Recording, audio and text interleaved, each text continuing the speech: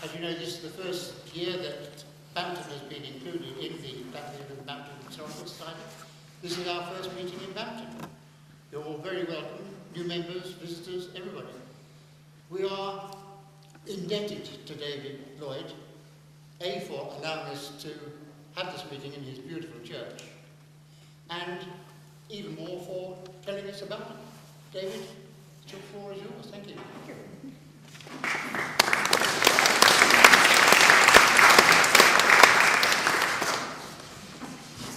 Well, it's a great pleasure to welcome you all to St Mary's for this evening's talk. First of all, can everybody hear? Yes? You all right? Okay. Okay. If you can't, just at any time, just wave at me and I'll try and adjust the sound.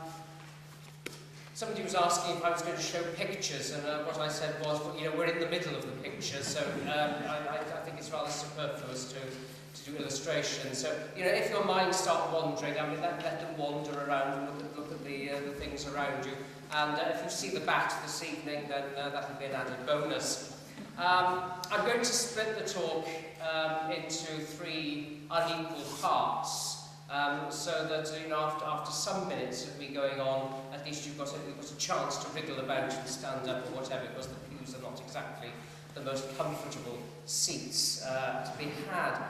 There will be 2 sort of fairly equal halves and then a little coda at the end before we move in the direction of liquid refreshment over there. At the end, I hope that you will mill around and perhaps clutching your glass, we'll walk around and have a look at different parts of the church, which hopefully I've been able to say something about during the talks. And I will also be around, so if you want to ask questions at the end of me, you know, as you see things or whatever, as things occur to you, then please feel free to do so.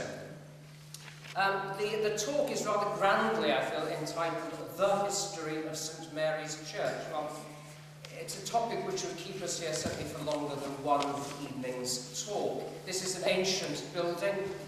It's grown, it's changed, sometimes quite drastically, sometimes little by little as the community here has changed, as liturgical fashions and deeper lying theological beliefs have changed, as the country and its rulers have altered their religious allegiances, and as prestigious and wealthy institutions and individuals have paid for changes which would showcase their own power and influence in the land.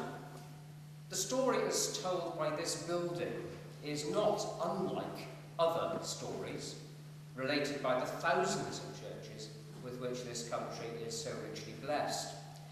Churches which, like Bampton, were founded back in Anglo-Saxon times or even earlier, and which have continued in use to the present day.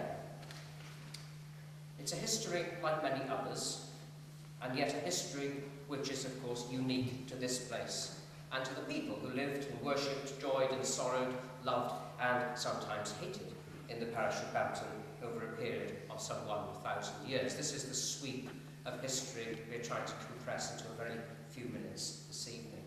So welcome then to a history, or more truthfully, to a bit of history of St Mary's Bampton.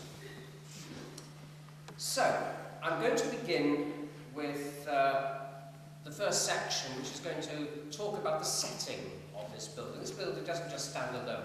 It's part of a community, and it's also part of a whole series of religious sites in Bampton.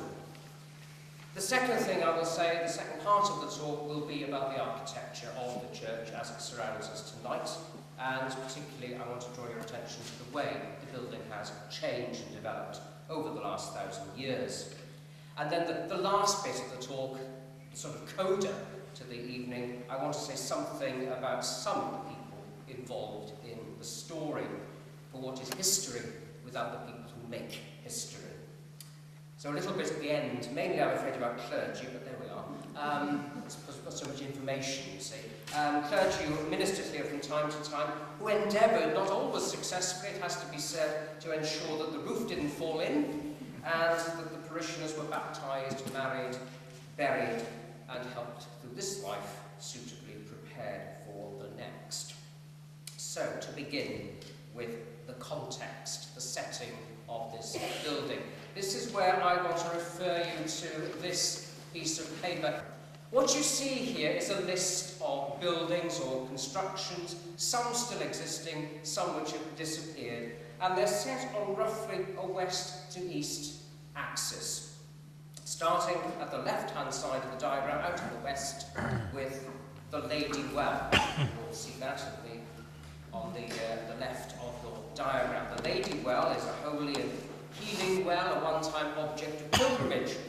The site of that well forms today part of the outbuildings of Ham Court, formerly Bampton Castle. We're not quite clear whether the well still exists as such, in other words, whether there's actually water still there. It's been capped, it's been possibly filled in at some point. I'm hopeful that the new owners will recover it. They're keen to try and do so, and then maybe we can have a pilgrimage to the Holy Well in Bampton once again, maybe. If you move a little to the east, then, from the well, coming towards the west end of St Mary's, you'll see a little dotted circle which says Ring Ditch, and inside the ring ditch it says Chapel. Now this is actually the site of the deanery, the house which stands to the west of the church there. The deanery, as it stands today, was once thought to be a 17th century house like many other Cotswold small manor houses. It was known to be built on an older site, but that's what it was thought to be. However, some years ago, some serious work was done inside the deanery, and they actually uncovered the core of the deanery and discovered that there was a 12th century range of buildings there around which the later house had been built. This, in fact, is the original Norman deanery, the place where the Dean and Chapter of Exeter and their bailiffs and so on could come and inspect their lands in Bampton, about which more in a moment. But there it was, there it is, a 12th century building, and within that building a 12th century chapel. And that's the chapel which is mentioned on this diagram. It's an interesting chapel. It's a two-storey 12th century chapel.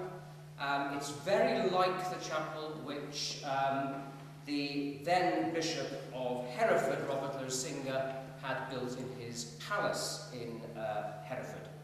And it is thought, it is known, that Robert Losinga leased the deanery and the lands around Bampton from his fellow bishop, the then Bishop of Exeter, Bishop Osborne Fitzosborne, lots of names, and Bishop Losinga had a similar two-storey chapel built here in the deanery in Bampton. So, another religious site. Two-storey chapels were rather interesting, entirely beside the point, but it was based, it's believed, on the design of Charlemagne's chapel at Aachen, a very famous two-storey chapel, which again is based on the design of San Vitale in Ravenna, which again is built on the design of the Holy Sepulchre in Jerusalem. So we have a lot of...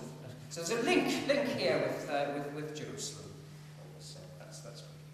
So the deanery is there, the chapel is there, and as I say, chapel leased from the diocese, the dean, the chapter of Exeter, which brings me to the Exeter connection, which I must get in now so to clear the air, because some people are rather puzzled when we talk about this church here having a link with the cathedral at Exeter.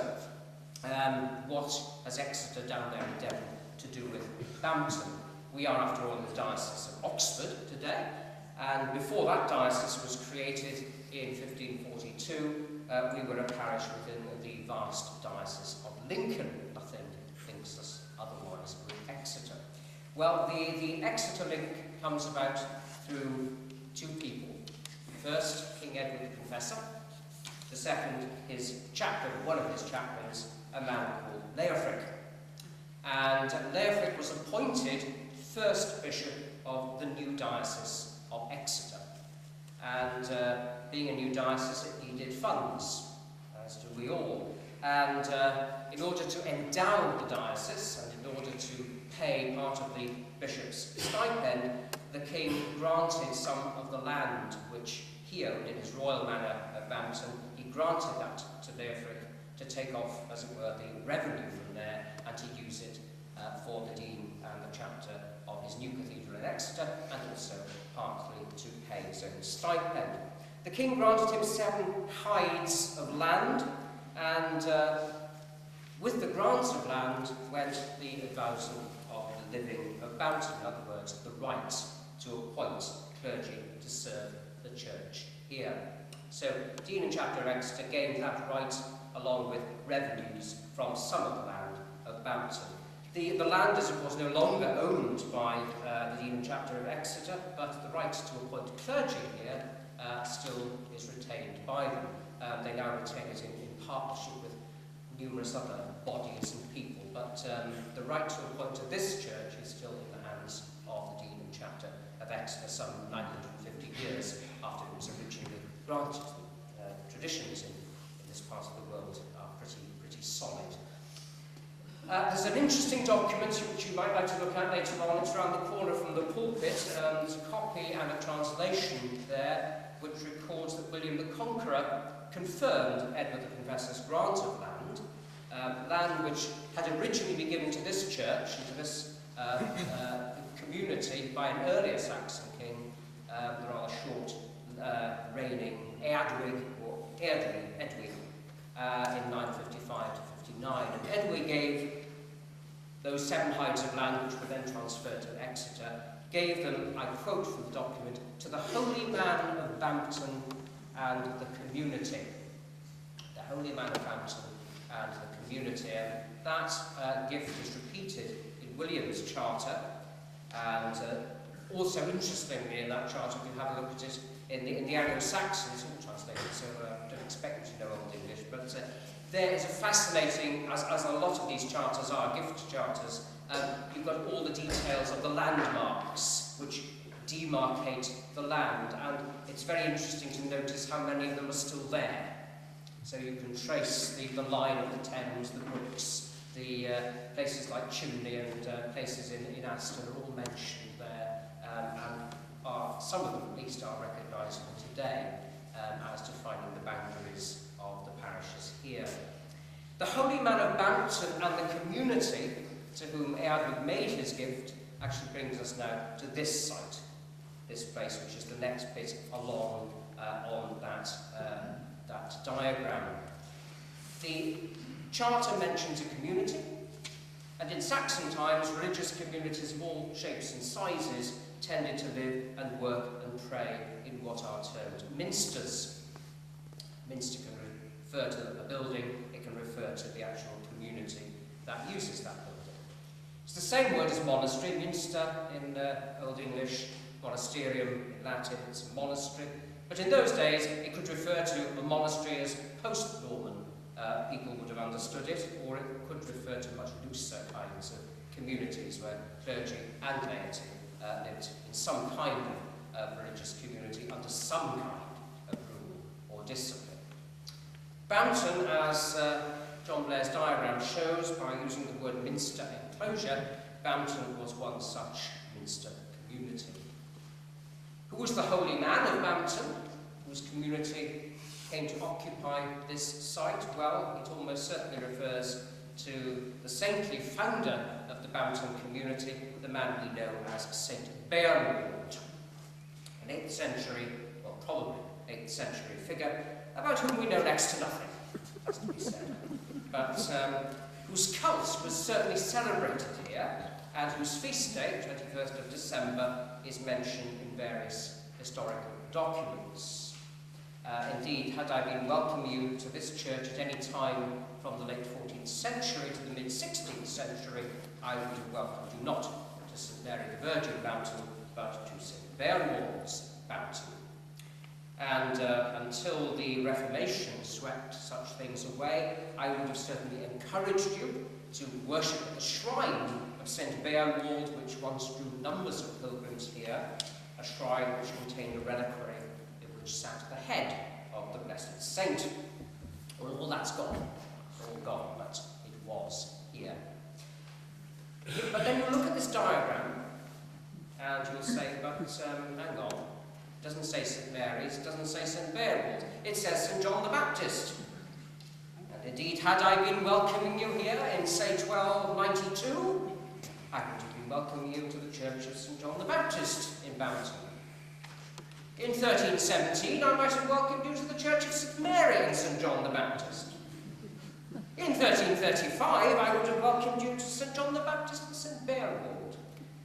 These are all dates on which these various dedications are mentioned, and it's probably a little confusing. But if you look at that diagram again, in the Minster enclosure, next to the rectangle, which says Church, St John the Baptist, you'll see a little triangle.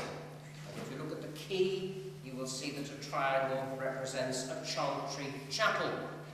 And in fact, to the east of the Church of St John the Baptist, back certainly in Anglo-Saxon and indeed in the early Middle Ages, there was another building out there somewhere in what is now the churchyard, a small chantry chapel dedicated to the Blessed Virgin Mary. That's where she comes in. And what we know, again, is from various documents, is that certainly in the 13th century, for example, that was still standing in the grounds of this church of St John the Baptist. What happened to the chapel isn't known. It was demolished at some point, and then later on, the dedication of the chapel was applied to the main building. In the sort of 14th, 15th century, the Blessed Virgin Mary definitely would have trumped St John the Baptist, so it would have been sort of nudged to one side, and she would have been given the glory of the dedication. Later on, when it became fashionable, briefly fashionable for the cults of old Anglo-Saxon saints to be emphasised, that's when it gets a Beelwold creeping in as part of the actual dedication. Well, the minster, as you can see from the diagram, stands within this huge minster enclosure. It's been partly excavated. Part of the ditch, the bank, has been excavated, and the enclosure goes right round what is now Landells, takes in Bampton Manor, Deanery Farm, part of Broad Street, and the place where, by happy historical coincidence, the present vicarage has come once again to rest. It's moved about a bit in time, and it was for a while over in Clanfield, but it came back, and it's actually ended up where it should be, within the old Minster enclosure, the sort of pull of history or something like that. This enclosure, as I say, was demarcated by a bank and ditch, but within this sacred space, there are remains of even older enclosures and ditches. The diagram mentions a ring ditch around the chapel in what is now the deanery, and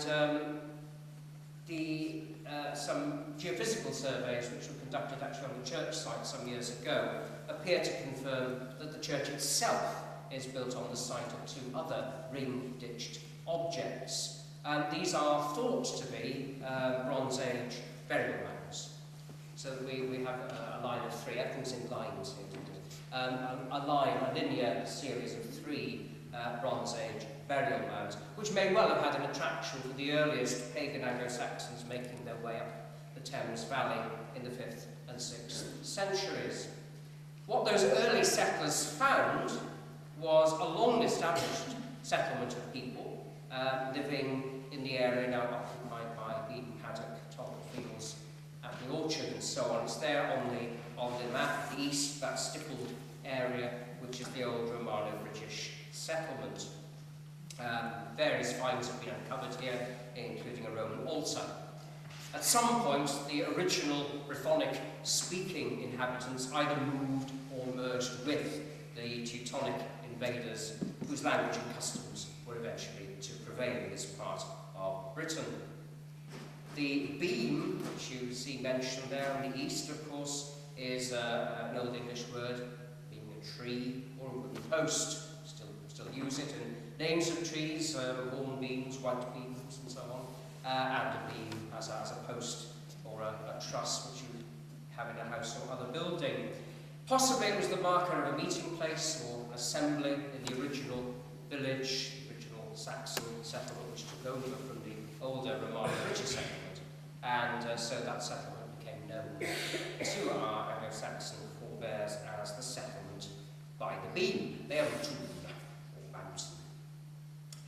When Christian faith wide in these parts due to the efforts of people like St. Marinus from his base in 7th century Dorchester upon Thames, and other missionaries pre and especially after the arrival of St. Augustine in Canterbury. Then 2 Christian sites appear in the general area of Bampton.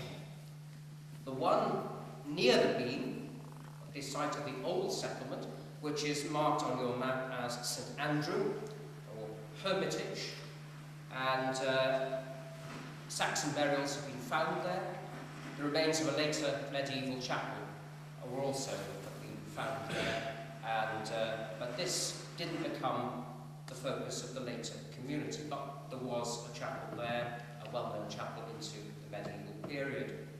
Presumably Bearwald, however, decided to settle further away, perhaps from the main settlement, and the minster came to grow up here at this end of the village, and ultimately that became the focus, the centre for the village of Bampton, away from the original beam, but around the site of the Holy Man and the community. When Bampton became a royal manor in the 8th or 9th century, then this community became not only a community of itself, but it became the sort of parish centre for the village, and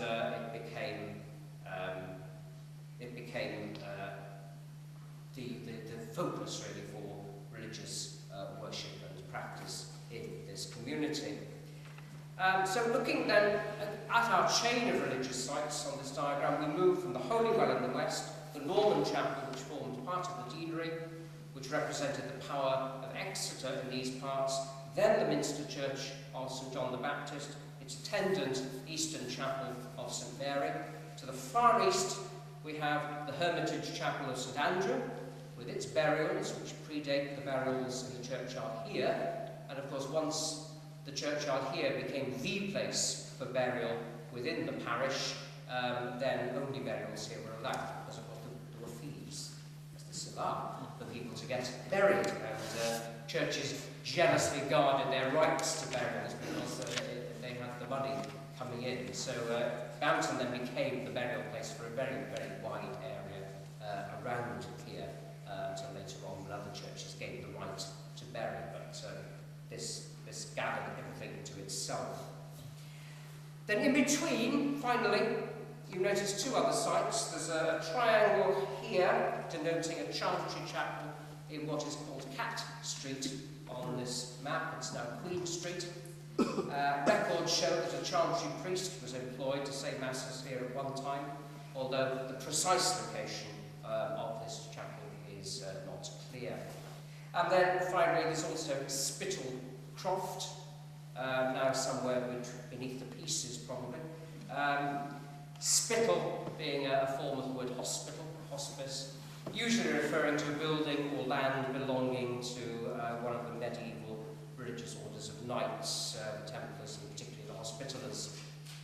We know that the Hospitallers had a small establishment at Canfield, on the site of what is now Friars Court, but we don't know what Spittal Croft was actually all about. It may simply have been a piece of land which again brought revenue into the Hospitallers to maintain their various premises in the area.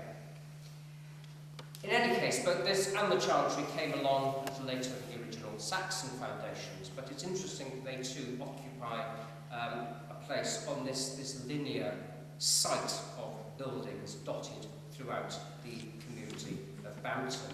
They may have occupied older religious territory, or were they just following, again, one of Bampton's many immemorial traditions. We always build in a line in Bampton. We've done so from time immemorial, and we shall do so till kingdom come. It's the sort of thing that happens here.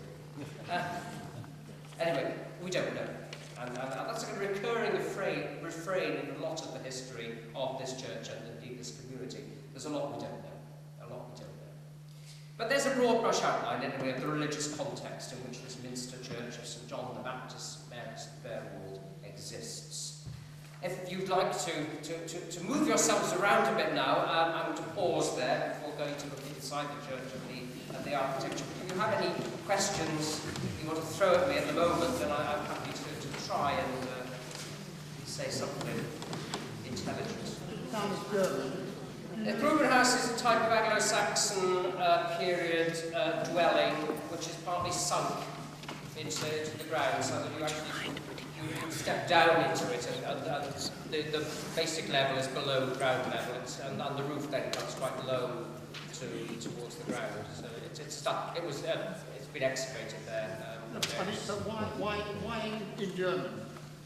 Well, I think it's an Anglo-Saxon thing. I mean, it's a Saxon connection with Saxony and the German sort of homeland, as it were. And I think original archaeological work was done by German archaeologists. I wondered if you could say anything about are there any churchyards or places where dissenters or even Jews were buried in this community? Not that I know of. No, not that I know of. Short answer. Right. Let us move on to the building. Right, and you have another piece of paper with various stages in the architectural development, more or less accurate. And then on the back of that, you've got some quick notes really on different features of the church, which you could probably look at the end when you do a walkabout, if you're not familiar with them already. I mean, there's an awful lot of detail which I'm not going to cover, inevitably. This is just, outline. I'd say we'll be here for a long time if I get too detailed. So the top picture in the architectural development series gives you some idea of what the original, the earliest stone church on this site was like. Okay, this is. Sorry, I'm wandering off there, Janet. This is the original external stair turret to the tower, and this would have been, in the sort of the late. At the early Norman period, the late 11th century, early 12th century, this would have been outside. Okay, so this would have been the west end of the church. There would have been some sort of door here into the church, and the church would have been that end with, it suggests, a semicircular apse added onto it, although it's not entirely sure that that was there, but it's quite likely. So that's what you had. You had the turret, you had this square bit under what was a massive tower, given the size of the church, but it was there, and it was this size. So the huge tower was built, and then the actual name of the church was what is now the chancel there. And that's all it was. So where you're sitting out in the fresh air until night, and that was it. You will notice some of the herringbone stonework on this turret, which suggests its age. That's a feature late Saxon, early Norman. It's we're not sure how early, how late it is, but it certainly gives an indication. It's probably pre-conquest, but one can be imprecise about these things. There's more herringbone work on the arch there above the Norman arch, which has now been superseded by a later arch in order to strengthen the tower when it was raised. And if you go into the chancel and look back to the west again, you can see above there a lot of this herringbone work. So this is some of the earliest stonework in the church, and it takes us back to the late 11th century. Obviously, the earlier churches on this site may have incorporated some stonework, but it may have also been more of a wooden kind of building.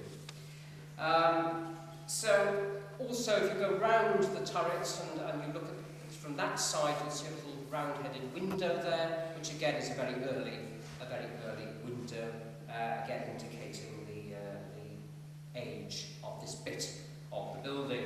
The tower, as I say, it was massive, and in fact it came into play as a defensive tower during the time of the civil war between Stephen and Matilda after the death of Henry I in 1135 until the accession of Henry II in 1154. I'm sure you're aware there was a certain disputing of who inherited the throne. And Henry I's daughter, Matilda, or the Empress Maud, as you may have come across her as well, she laid claim to the throne, but a lot of people didn't fancy a woman on the throne at the time, so they supported Stephen of Blois, and he had himself crowned, and then there was an almighty civil war. The Empress Maud's soldiers defended the tower and built some sort of wooden castellation on the top in order to try and prevent Stephen's troops reaching Oxford, and there was a bit of a battle, a bit of a siege.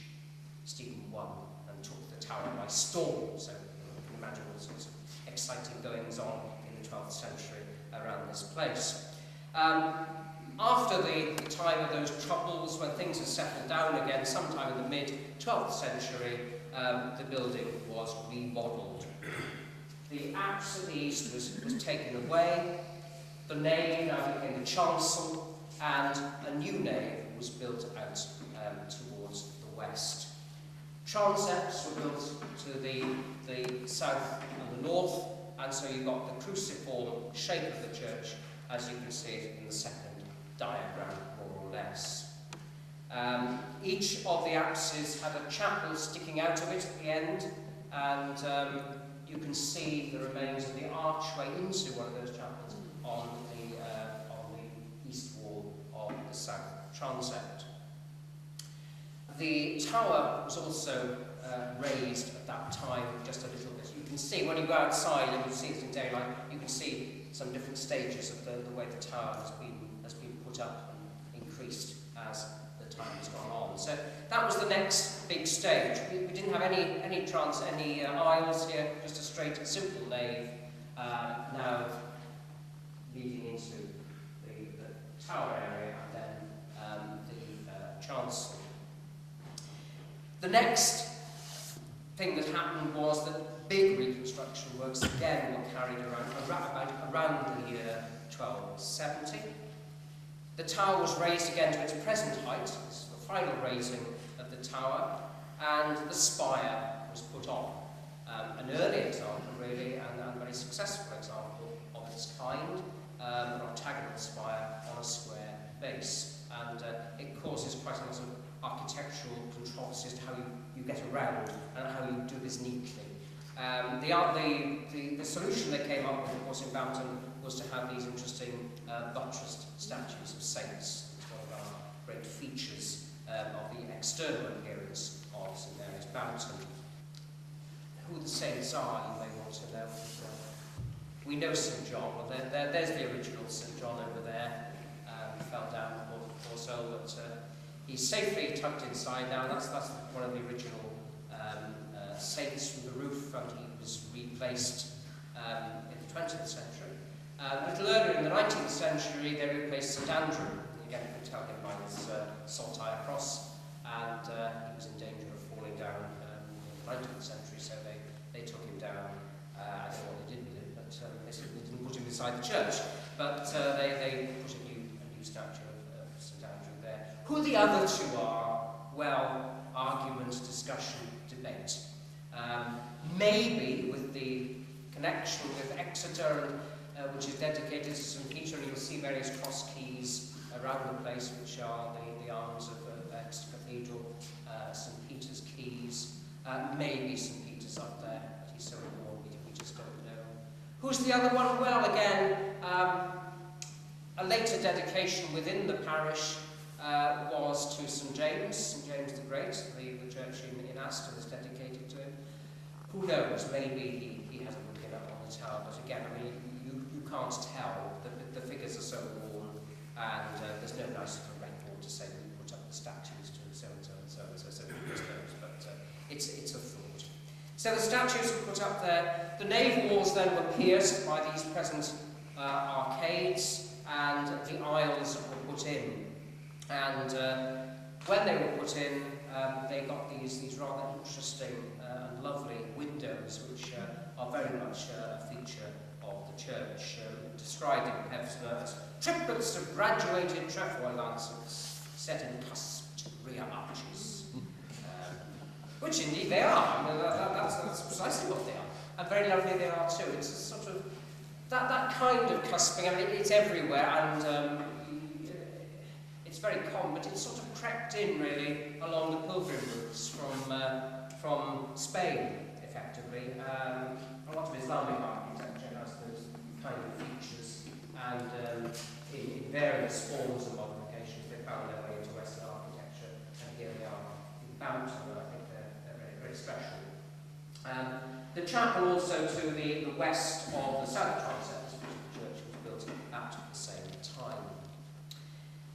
Then things, I mean, they kept doing things, and who kept doing things? Well, the Dean and Chapter of Exeter kept doing things, because they had the money, you know, they were sort of planting their little flag here in this part of the country to assert their presence, and you know, every now and then they would give some money here. They would put some little monument up. There were also, of course, local landowners and people of importance who might, you know, fund a little statue here and something there. So a lot went on. In the early 14th century, there was another big build, the West Porch, which you can only see from the outside, of course. The Great West Porch with its fine wallflower decoration came in sometime after. It was a rather awkward bit that happens at the West End. That was put in after these two great windows in the east and the west were put in. Again, very simple, very elegant, very fine examples of their period. In the same century, what is now the vestry was, well, I said it was added, I think it was enlarged, because the older part of the vestry to the east is certainly 12th century, if it's anything. But the whole vestry was enlarged. It was a chapel, rather than a vestry. And you can tell it was a chapel, because it's got a piscina that means for washing up after Mass in it.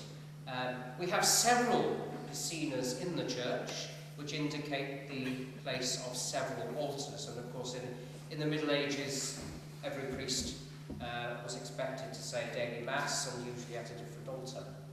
And so a number of altars grew up to accommodate the numbers of priests. Yeah, I will say something about the staffing of Bampton in the final bit of the talk, but you will notice Cassini, there's one there, there's one there, there's one there, there's one in the Lady Chapel, there's obviously one by the high altar, there's one in the vestry. There would have been an altar in the nave for hoi polloi to worship, and that would have had you know, a setup there. And there is also the mystery piscina and altarpiece, which I have opened up for you this evening, which has not seen the light of regular day since 1870, and which is behind the organ. But you can have a look at that later on. That's the mystery thing. People, I said on Sunday there's a mystery. I think people were hoping I discovered the mythical tunnel between here and the Deanery. Pops up from time to time. No, there is a rather nicely carved altarpiece and niche now hidden. When they moved the organ was originally there. But it hides one of the several altarpieces in the church. So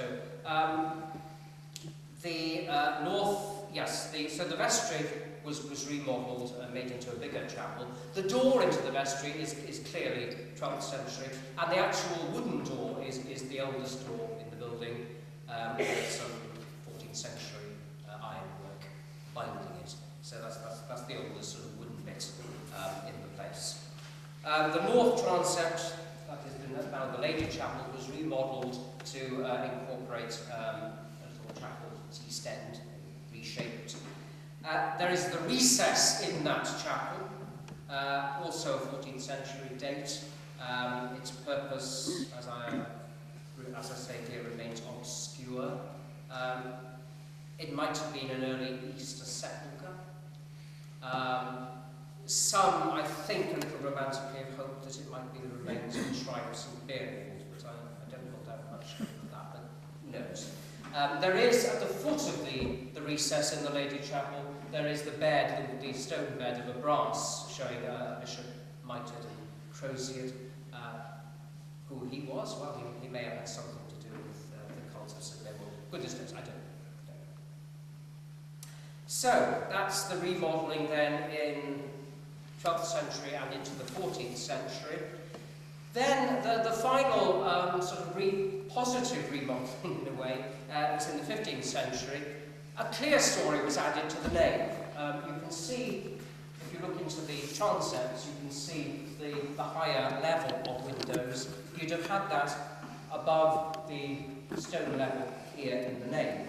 That was added. If you look in the South Chapel there is an engraving from 1827 of the church as it was then, and you will see the clear stories there. So you'd have had a lot more light coming into the building from the top, and the pitch of the roof much less than it is now. Of course, the clear story in the nave was eventually removed, and it was removed in the 19th century. Restoration or destruction, the scraping of the church, the purifying of the interior by the architect Ewan Christian. Again, if you go into the South Chapel there is a picture, there's a diagram on the wall, the original architect's drawings of the church in 1858, pre the restoration. You will see that it contained galleries around the top, box pews, the pulpit was over in the middle there. All sorts of things were different. The floor level of the chancel was lower, which makes sense if you look at the architecture in the chancel. The floor is now clearly too high. You try and sit on the misericord seats. Well, you need to have very short legs to sit comfortably. Everything's been pushed up. The altar was brought up. To be more prominent in you know, the thought at the time was that a proper church looked, well, like it does today. You know, the altar was there at the east end. There was a nave, there was a choir here. Of course, the problem with that in this church is that we have another choir beyond this, and so you've got this very, very long way between the people and the altar, which is why in the 20th century we tried the nave altar to try and bring things a little bit more close together. But an awful lot of restoration work was done. All the plaster was removed, and goodness knows what that plaster might have hidden, as we know from many churches. Medieval churches were painted. This certainly would have been painted, but we're not going to find anything now. It's all gone. So, well, a lot of things were done. The monuments you see in the church are almost certainly none of them where they originally were. They've all been put up. You know, and these things up, well, you never put a monument up there, you can read it. So they've all been sort of put out of the way, tidied up. Everything was tidied up. The brasses in the chancel were tidied. They were put in different places, and apparently they're only representative of all of the brasses that were there at one time, because there are references to other brasses that were there, which, you know, have disappeared. So an awful lot happened. The church as we see it today doesn't look as it did necessarily, certainly in the 15th century. I have brought out for you this evening the faculty, which of 1867, which is the permission given by the diocese to do the works. Interestingly enough, although it says a lot about the works in the chancel, it says nothing about removing the clear story. But it's suitably vague, so it allows the architect pretty well free rein to do whatever he liked. It's a very dangerous document, I think, and it certainly wouldn't happen like that with the Diocesan Advisory Committee as it is today. But there we are. It's an interesting document to read. And I've also put out on that table the facsimiles, the transcripts rather, of the church registers, which go back to 1538, which you might just like to peruse in a quiet moment. On the back of that document, I've squeezed a lot in. I started out with good intentions, doing nice big subheadings here, but I had to give out after South Chapel because I couldn't have got all the information on. So there are some numbers there to take you round if you want to do a little walkabout and to point out some of the salient features, though by no means all. There are many, many things. You know, you'll always find something new and something different as you walk around this church. But that is basically the sort of outline of developments. Okay? So that just hopefully gives you a picture of the way, at least to some extent, in which the church has developed. So again, I'm going to pause for a moment. Nearly there. Where did the galleries, the 18th century galleries, actually go? Were they on pillars or were they? Yes. If you have a look at the diagram over there, they were fairly low down. They were on the top, around the tops of the pillars. There was a set of stairs coming in from the Lady Chapel that led you up to the top, and they went all the way around. But you still had the windows above, which would have given good light, and they didn't obscure anything particularly. So it doesn't look as though they were quite, you know, delicate. So I don't think it would have been terribly oppressive, although they would have covered part of the west window. And of course, you'd had all the big. It had been chock full of box pews all the way up here. And, it was quite heavy. Is it a wooden structure or a stone structure? The galleries were wood. They were all wood. Yes. Put up, goodness knows, 17th, 18th century probably. That sort of period, quite common. But I mean, the church, you know, it would have held an enormous number of people. I mean, given the population of Bampton, you know, until latter times was no more than 1,500. It was an incredible number of people that would have been got in.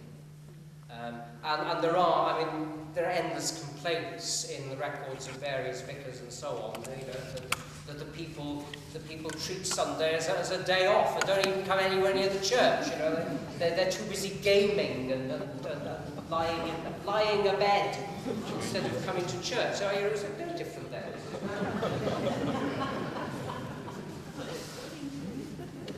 Okay, well, vicars complaints. Well, I'm going to say a brief word now about the clergy and my predecessors.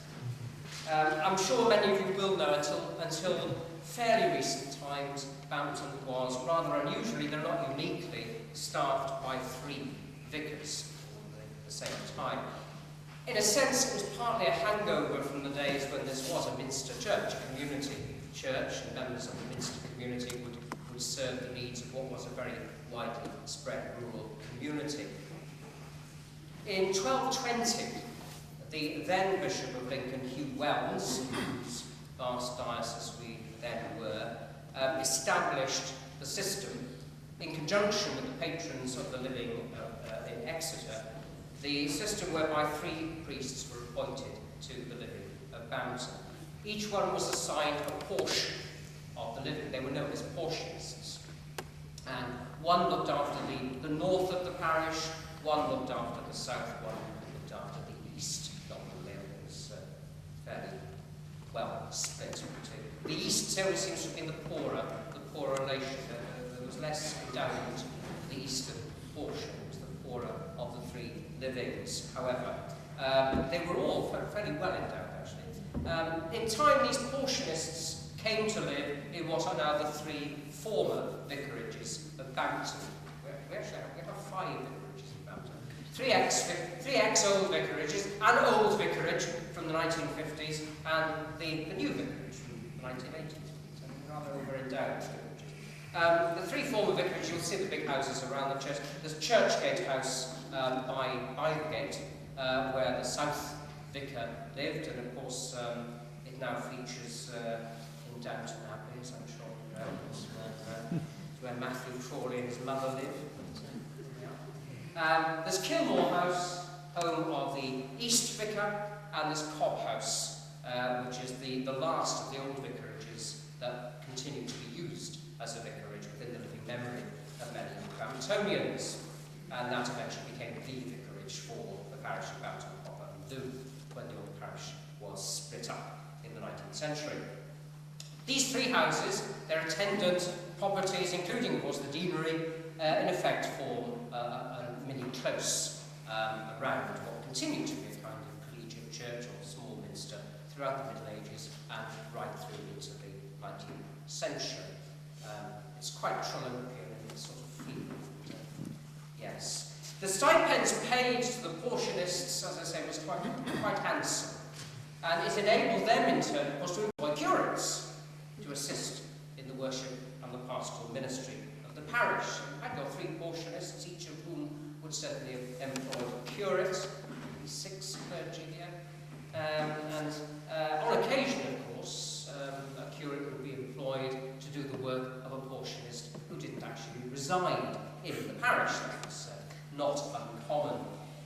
Figures need careful interpretation, of course, but in the 13th century, for example, the total income which Exeter derived from the living amounted to nearly £100. It's a sum which would have financed between 6 and a dozen quite comfortable stipends at that time. And so they only had to pay out for 3 years, so Exeter did quite well out of it, but also the portionists did quite well out of it. On a number of occasions, one individual held 2 portions at a time, and several vicars over the years never actually came near the parish from which they derived their income.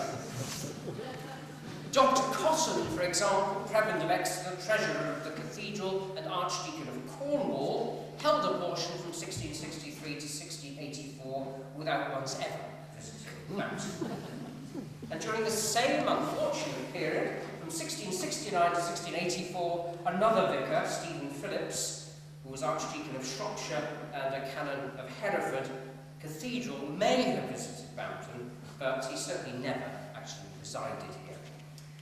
Their work was done by lowly paid curates. I suppose, having Clanfield residents here tonight, I ought to mention my notorious predecessor in both parishes, Thomas Middleton. And got his dates here, it is early 19th century. He was vicar of Clanfield, he was a portionist in Bampton, he was master of Bampton Grammar School. He was rarely seen by the parish and almost never seen in school. He paid an Oxford scholar the princely sum of £20 a year to take services for him. His stipend from Bampton alone would have been around £500, so he was doing quite well, really, for doing nothing. Many of Bampton's priests came originally from Devon, of course, as a result of the connections with Exeter. Bampton was conveniently close to Oxford for those priests of a studious nature, and conveniently far from Exeter for those priests of a troublesome nature. And there certainly appear to have been a number of turbulent priests in the parish over the years. A complete list isn't available if there are a lot of gaps in a list that we try to compile. John Blair again has done sterling work in this area with regard to the medieval clergy, and he gives us a couple of interesting glimpses into the daily lives and concerns of at least some of the members of Bampton's community in, for example, the 14th century. A century, for example, when the 2 clergy commemorated in the brasses in the channel, in the chancel, Pimswood and Hallcott, were actually vicars here. For instance, in 1318, vicars Bythewall and Beeston were engaged in a long-standing conflict with the rector of Standlake. It was over disputed tithes. And if you look at the map of the parishes, you'll find lots of bits where there are enclaves of Bampton in Standlake and there are enclaves of Standlake in Bampton. So it was a recipe for confusion. Anyway, the whole thing came to a head when the 2 vicars confronted the rector of Standlake in Brighthampton Fields. There was a sort of stand-up fight.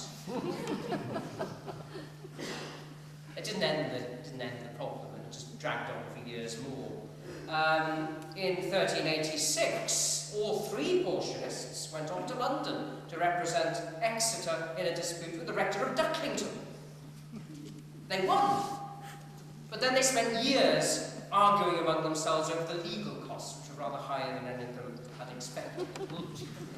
Within the parish of Bampton, there were certainly plenty of occasions for the vicars to quarrel with one another, with parishioners, and with the Dean and Chapter of Exeter. For instance, when the church was lavishly remodelled in the late 13th, early 14th century, the vicars flatly refused to do anything about the chancel. the Dean and Chapter said that the chancel was the vicar's responsibility. And they claimed that since 1220, when the whole system was started, the vicars, I quote, who notoriously take more than 3 parts of the fruits and revenues of the church, had always repaired the defects of the chancel and its books and ornaments. Well, the vicars weren't having any of that, thank you very much. It took a couple of centuries.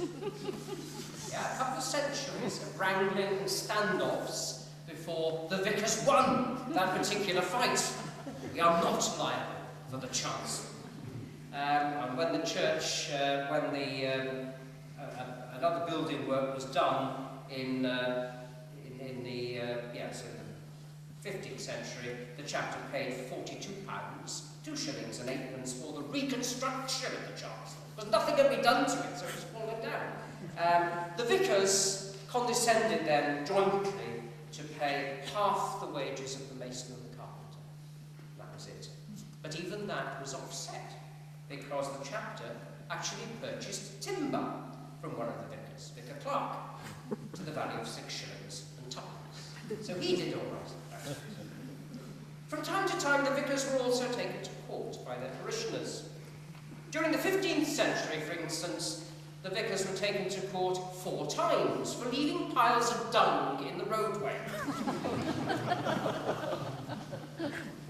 Including the occasion in 1490 when Vicars Pope and Clark, names for vicars, Pope and Clark, I quote, allowed their servants to throw dung and other foul things before the tenements of divers tenants, thereby making a great dung heap, which caused water to overflow and flood the halls, chambers, and other houses of the said tenements.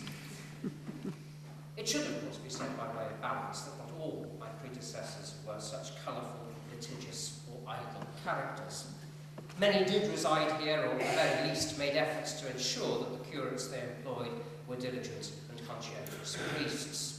The church registers give unbroken testimony to the faithful carrying out of baptisms, marriages, and burials from 1538 until the present day. And I have no reason to doubt that all those things were done decently and in order for 6 centuries and more before that starting date. Masses were said and sung, or after the Reformation, divine service and Holy Communion were celebrated on a regular basis, as this church remained at the heart of the community, its elegant spire pointing all parishioners, great and small, to higher things and greater claims on their life than the merely mundane. Every day, fresh history is being created. The story I've outlined tonight is one thread in a wondrously woven work to which we're all contributing. You could already have, but really that was absolutely fascinating, and clearly everybody's enjoyed it. Thank you very much.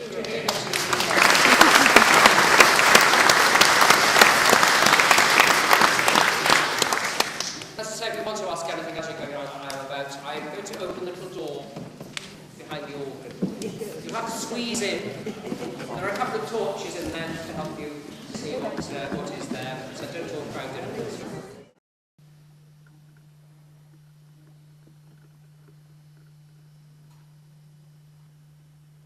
This little one here. The 3, this little sort of threefold arrangement would have been an altarpiece. It might have had little statues in the niches. And the larger one back there? The larger one would have been for putting the vessels, cleaning the vessels in. It would have had a piscina in it. What a piscina is. Right, a piscina is like a washing up bowl. It's where the water after cleaning the vessels after communion is poured down, and it's got a hole in it which runs to earth. Same thing as in a baptismal font. The water goes down the plug hole. Oh, I wondered how you got the water out of there. It's a soak away? It's a soak away, yeah.